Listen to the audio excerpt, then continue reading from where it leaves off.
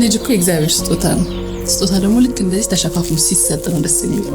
ልባም ሴት ለባሏ ዘውድ ናት። ዛሬ ድሉ ላንቺ ነው ያጣው። ሁሉም የተፈጠረው ለኛ ስለ ሰዎች ህይወት እንደማሰብ የሚያስደስት ነገር አለ። እኔ ስለ ሰው ሳይሆን ስለ አንቺና ስለ ልጃችን ነው ማሰብ።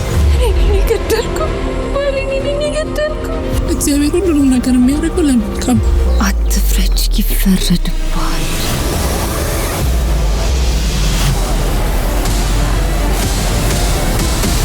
መቼም ሌባ ሆነ ክልሱን አላውቅም ማለት ነው። ሁሉም ሰው በህግ ፊት እኩል ነው። ሁሉ ነገር ካደረኩልኝ በኋላ ታስይዘኛል። እማንኝ እንደዛ አይደለም።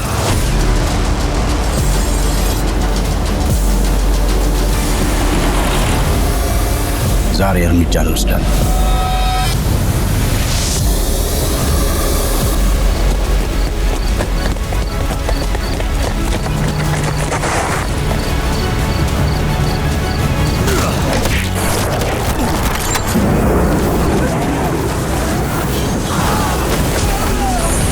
ፍርድ የሚወሰነው በእውነት ሳይሆን በማስረጃ ነው።